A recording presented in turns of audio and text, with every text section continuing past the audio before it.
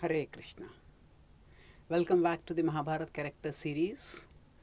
We are now going to discuss about the person who is the central hero of the Mahabharata.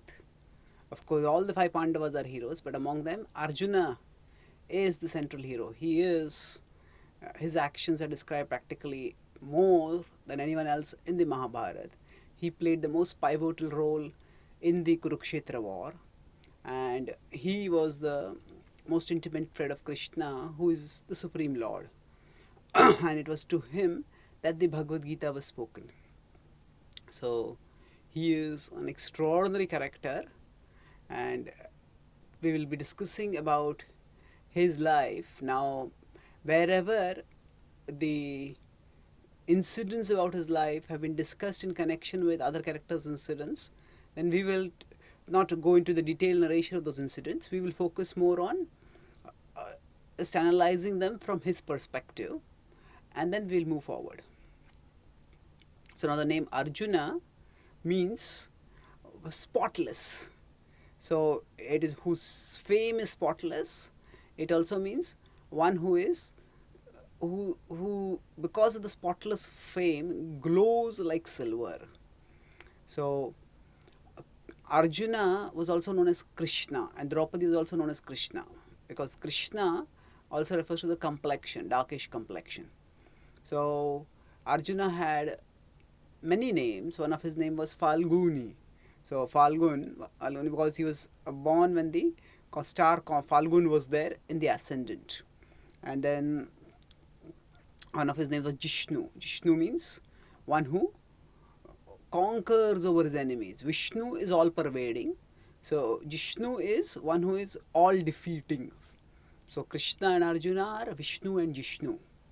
And then, of course, in the Vishnu Sahasranam, Jishnu is also used as the name of Lord Vishnu. But specifically in the Mahabharata, it is referring to Arjuna. The Supreme Lord is in one sense Sarvanamavan. So he can have all names. Another of his names is Kiriti. Now, Arjuna mentions all these names to the Uttar Kumar, Bhuminjay. When in Matsya, the Matsya Kumar, Bhuminjay, when he goes out to fight with the Kuru army towards the end of the incognito exile, we'll discuss this pastime. So there, Arjuna's various names are narrated, and they describe his illustrious activities. So Kiriti, so he had a celestial diadem, a crown which he would wear on his head, and it was presented by the Devatas to him. It's very special. Then one of his name is Shvetavahan. Shvetavahan is his horses, which were his Vahan, were Shveta, were white in complexion. So Bibhatsu is one who fights fairly and at the same time is also fierce. Vijaya is one who is victorious. Then Partha, of course, the son of Prutha. Savyasachi, one who can fight with both arms with equal expertise, ambidextrous as it is said in English. Then Dhananjaya, one who is the conqueror of wealth. Gudakesha, one who has conquered over sleep. Kapidvaja, Parantapa, Gandiva. Kapidvaja is one who has Hanuman, monkey as his flag. Parantapa is one who actually destroys his enemies, chastises and defeats his enemies. Gandivi, who is the carrier of Gandiva. So this is Krishna has many names. Sometimes his devotees also have many names. And this is an extraordinary name of the eminent devotee of Krishna, that is Arjuna. So Arjuna here in the Mahabharata has his entry into the world with the celebration of the Devatas. And Arjuna is born. Actually, before his birth, Kunti and her husband Pandu perform austerities, and they ask that actually let the greatest of the gods, Indra, the king of the gods, he is considered to be among the administrative gods. So let him give us a son, and we should purify ourselves. They perform austerity, and then as the expansion of Indra, Arjuna is born. And just as among all the gods, Indra shines supreme, Similarly, among all the, not just the Pandavas, but among all the warriors on the earth, it is Arjuna who shines supreme. So there are Maharathis, there are Atirathis, and in the whole Kurukshetra war, in fact, he is the only Ati Maharathi. So he's a peerless warrior.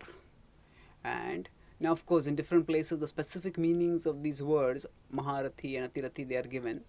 But the important point is that irrespective of the specific quantification for describing this, the important point is that his glories were unique in terms of his military skills, especially his archery skills.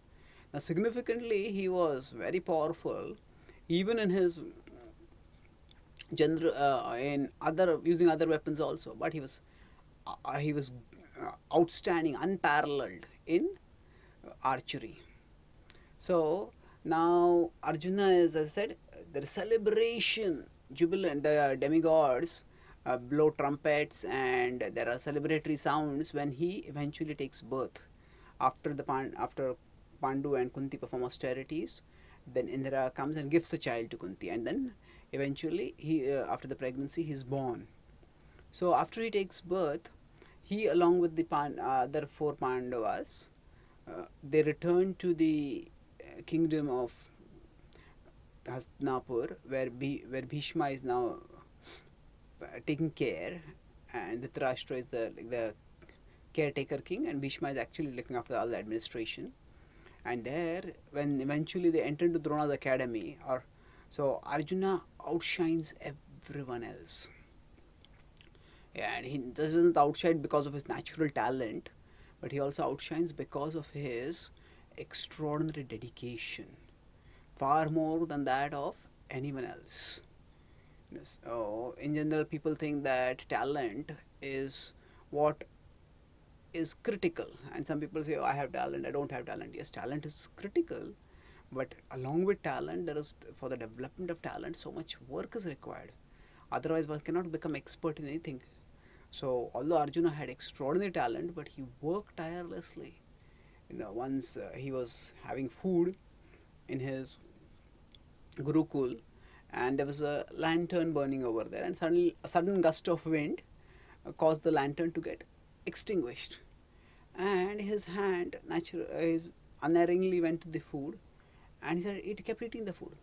And Arjuna was so absorbed in thinking about archery and how he could become a better archer that it suddenly struck him that if I can eat food in the dark, then why can't I shoot arrows in the dark? At that time, he would practice all day, but when night would come, he would think that now it's dark, how can I shoot arrows? How can I practice archery? But he thought, just as I can shoot, then I can fight archery also. And then from that time, he started using sound as a means for detecting the presence of target, detecting the movement of targets, and shooting arrows. And that way he could shoot even when there was darkness all around him. So shooting at targets that are invisible is a formidable accomplishment, and shooting at them accurately is even more difficult, but Arjuna became accomplished in that. So nahi suptasya simhasya pravishanti mukhe mrugaha, that although the lion is the king of the forest, that doesn't mean that the deer will just gladly come into the mouth of the lion. The lion has to chase after deer. Similarly, even if we are like lions, in the sense that we have, just as lion has strength as a natural gift, we may also have some talents as a natural gift, but then we have to work. And even if we don't have extraordinary talent, still by working we can improve whatever we have. So Arjuna is celebrated as the greatest archer, but we should not forget his tireless work in improving and perfecting his skill. And as Arjuna became the champion archer, he won the heart of his teacher, not just because of his talent, but also because of his dedication. And we discussed some of the tests which Arjuna was subjected to by Drona, and how he came out with flying colors. Drona pretended to be caught by a crocodile, and all the other students panicked, but Arjuna carefully, immediately shot an arrow carefully ensuring that Drona was not injured, but the crocodile was killed, and Drona became pleased by that. And then Arjuna led the Pandavas eventually in getting a Guru Dakshina for Dronacharya. That Guru Dakshina was to have Drupada as a captive. And although Drupada's army was formidable, just the five Pandavas went and they just overpowered completely. And Drupada was arrested and brought. And Dronacharya was extremely satisfied to seeing the skill of the Pandavas and especially of Arjuna. So Arjuna was the intermediate among the five Pandavas. He was the youngest among the sons of Kunti, and among the five he was intermediate. But in terms of talent and in terms of archery skill, he was unparalleled. So he of course shone in the martial exhibition which Drona had conducted also, till Karna came along, and then there was a dispute. Karna equaled Drona's performance, although Karna initially said that I will excel I will whatever Arjuna has done. But when the actual time for exhibition came, Karna was able to equal whatever Arjuna had done. And Karna and Arjuna wanted a face-to-face contest. Both wanted it, but somehow at that time the sun set, and that didn't take place. So from that time, one of the defining threads of the defining relationships in terms of antipathetic relationships, opposite relationships, like inimical relationships, is between Arjuna and Karna. So Yudhishthir is the king, he is Dharmaraj, and from the opposite side Duryodhana is the king. But the primary animosity is not between Yudhishthir and Duryodhana. It is there between Duryodhana between Bhima and Duryodhana. So similarly, Arjuna is the formidable warrior, and their primary enmity is between Karna and Arjuna. So that rivalry comes up surfacing again and again throughout the Mahabharata. So now if we keep a track, who is better? Was Arjuna better or Karna better?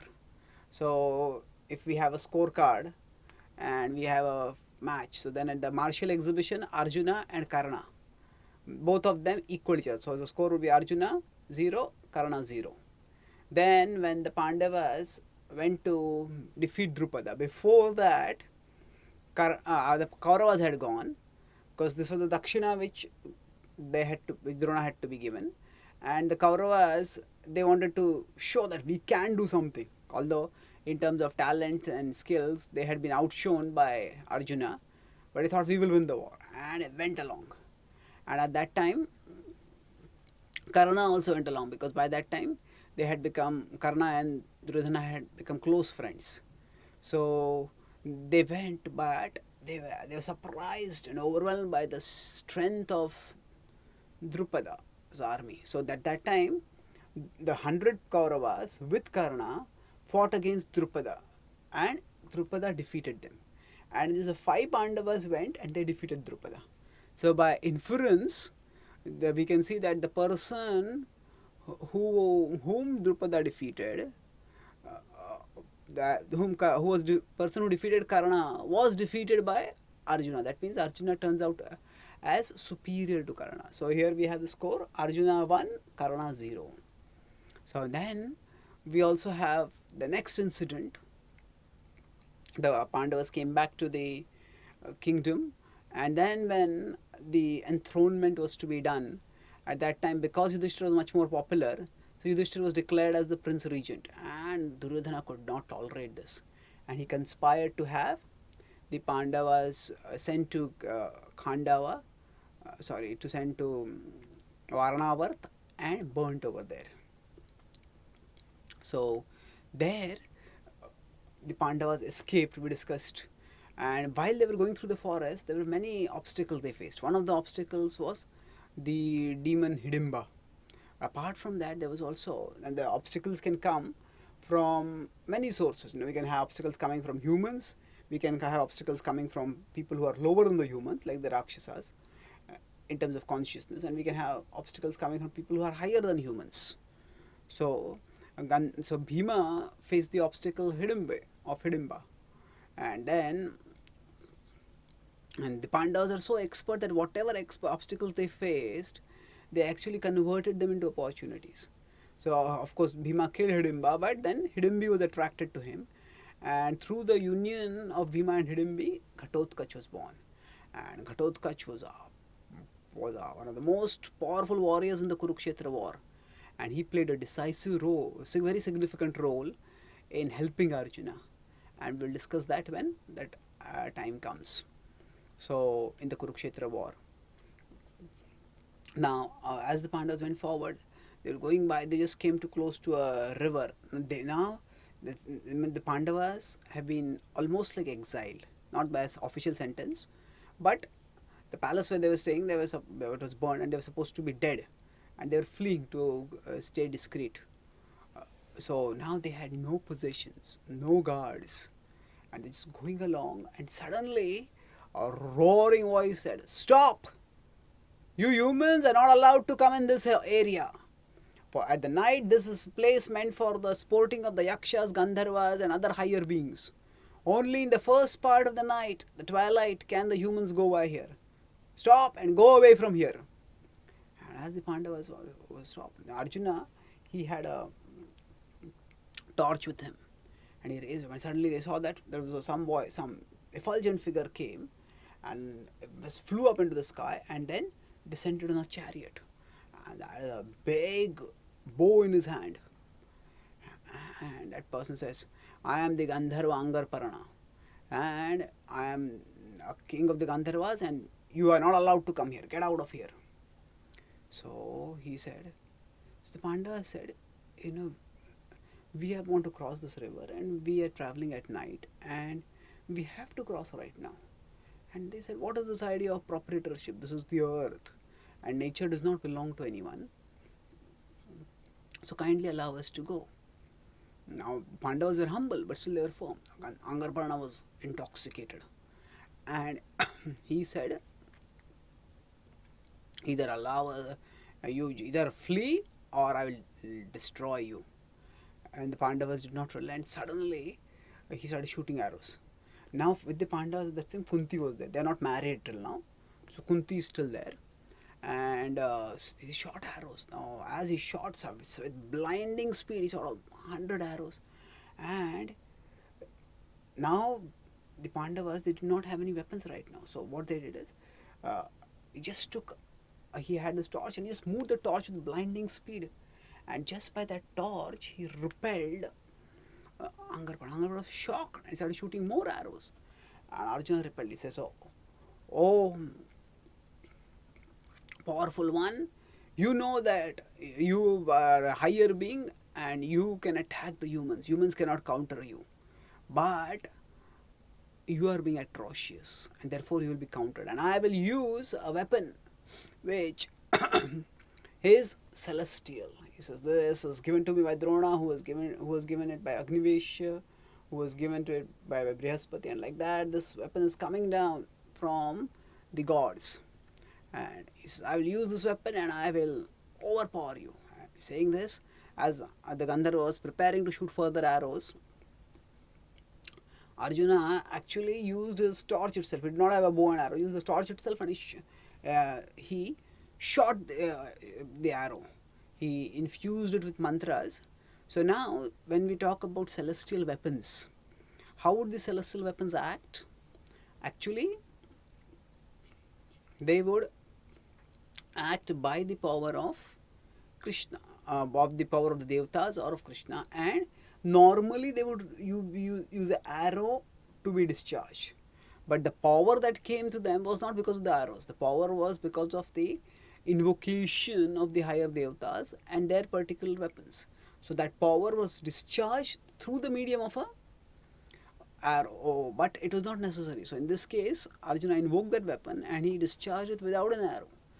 And that weapon was just blazing and blinding, and just went and hit Angarpana. He was knocked out, his chariot was burned, and he fell unconscious on the verge of practically death.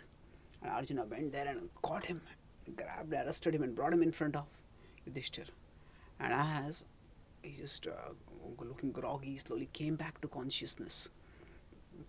So at that time, a celestially beautiful damsel appeared over there, And she raised her hand and she says, I am Kumbhinakshi and I am the wife of Gangarpurana.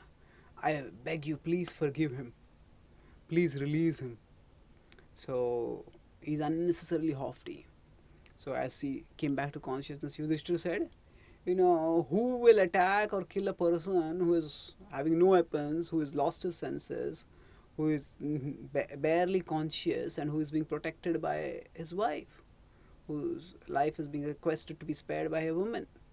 So he said, go away and do not obstruct others like this. And then Angarpan, he was humbly looked at Yudhishthira and he said, thank you. And he turned towards Arjuna and he said, your power is formidable.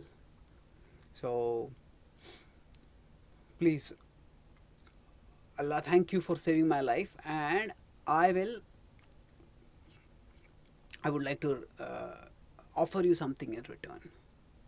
So he said that actually your feat in burning my chariot and knocking me down is so extraordinary. Because my chariot was so beautiful, I was known as Chitraratha.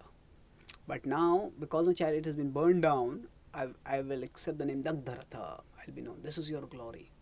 And he said, I would like to give you a special knowledge called Chakshushi. And by this knowledge, you will be able to see far more than humans. In fact, you will be able to see even at a distance. And this is the knowledge that differentiates, makes Gandharvas from humans, making them superior. And he said, I would like to also give you some special weapons. So Arjuna said, no, I don't want any charity from you. And if you are giving it to me because I spared your life, no. Actually, it is my duty. The king told me that I should spare your life, and that's why I am doing it. So the Gandharva smiled and he said, no, do not think of this as a payment. Think of it as a fair exchange. And he said, I would like to learn the knowledge of discharging the celestial weapon which you have, and I will give this knowledge in return. And actually the Gandharva was quite humbled. And in one sense, here also to some extent, his godly nature disposition is shown. Sometimes if a warrior is defeated, the warrior may feel humiliated, and because of that humiliation, that warrior may just blaze out, but he did not do anything like that. So he very humbly agreed to offer his respects and then have some reciprocations. And eventually, when the exchanges took place, and then he said that actually, normally, Gandharva will not be able to, Gandharva will not be defeated by a human. But because you were practicing the vow of celibacy, so at that time the Pandavas were not yet married. So except for Bhima, who had married Hidimbi. So because of that, you were able to overpower me. And of course, you have archery skills and celestial knowledge of celestial weapons. And then he said, also he gave one more advice. He says, king should always be advised by a priest, and the more qualified and elevated the priest, the greater will be the fortunes of the king. Therefore, seek a priest out immediately. And then he suggested the name of Dhaumya. And then soon afterwards, the Pandavas went and they met Dhaumya. Dhaumya was a Vaishnava. He saw that they had Vaishnava marks on his body, and he saw that the Pandavas also had Vaishnava marks. So he was pleased. When the Pandavas requested, he accepted. So this is in the forest, one of the first exhibitions of Arjuna's prowess. And then, as the Pandavas were going through the forest, then eventually they came to the abode of Drupada, that is Panchala Raj. And there, Draupadi Swayamvar was there. And there was Arjuna's glorious moment, where Arjuna won the hand of Draupadi, proving his superiority over all the other warriors. None of the other warriors could win the hand of Draupadi. Most of the warriors couldn't even lift up the bow. Those few who were able to lift, they were not able to thread it. So normally the bow is kept like this, so a thread has to be pressed from here to there, and for that the bow has to be bent slightly. That required strength. So they were not able to thread it. And even those who were able to thread it, even if they shot, they have shot was not able to go anywhere near the target. Even for those who went near the target, it still missed the target. So here, Karna also came forward. Now, when Karna came forward like this, it was it was inadvisable thing to do, because Karna's parentage was always suspect. Although he had been given honor by Duryodhana and he had the position of a king, people did not always accept him as a Kshatriya, and therefore, as he kept came marching forward to participate. Now, what exactly happened? There are different versions, because the Mahabharata is a very old book, and because it's such a giant book that sometimes there are multiple read which are there, which vary slightly. They are called recensions. So this may happen because of just the human element of error. At that time, there's no printing presses, so you could not Xerox copy or print it. So sometimes while transcribing, some errors could come up, and basically there are some, for various factors like the recensions that are there, and the recensions we have to look at it carefully. So Madhvacharya in the Mahabharata Characters says that actually when Karna came, he competed, and even when he competed and he missed the target, he came very close to hitting the target, but he missed it. He came the closest among all the others, but still he missed. And that is what is also told in the Mahabharata Characters. So that's what Madhvacharya has written, and this is also what is said in the critical edition of the Mahabharata.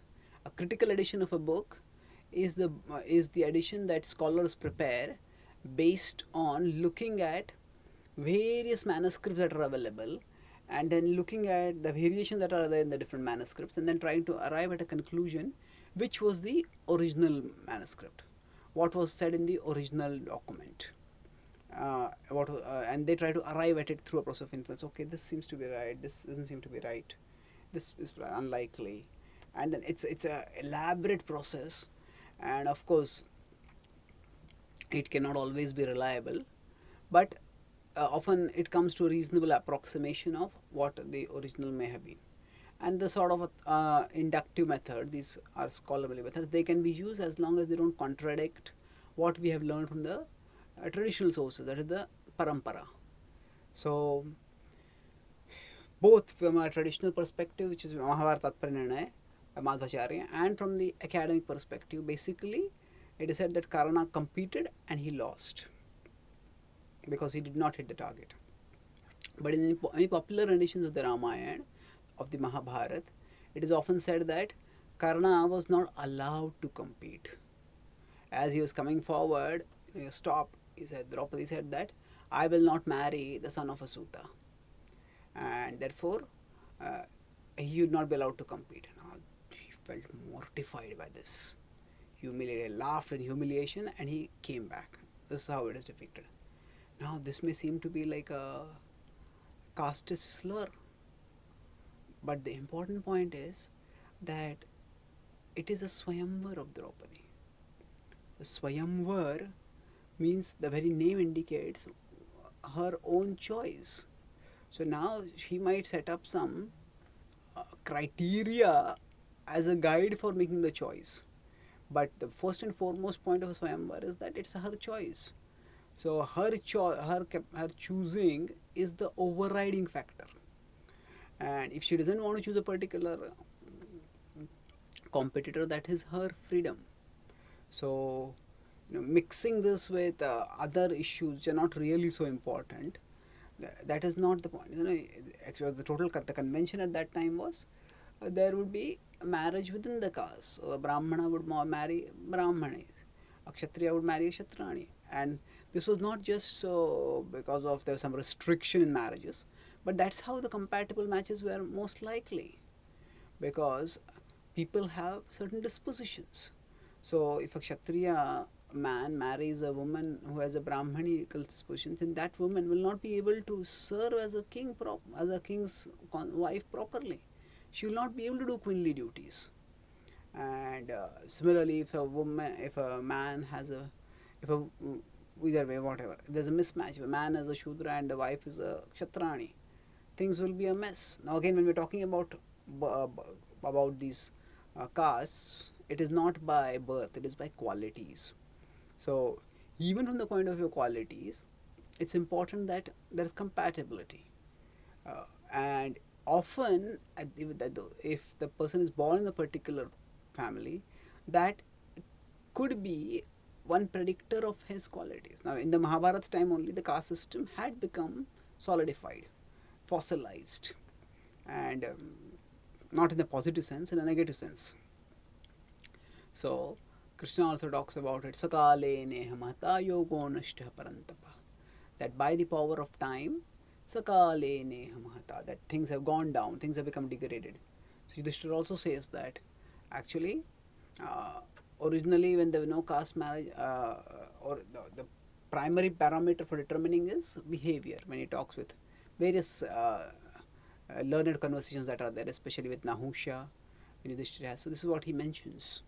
So the important point is that here Draupadi was basically following the broad social convention that she is a Kshatrani and she is expected to marry a Kshatriya.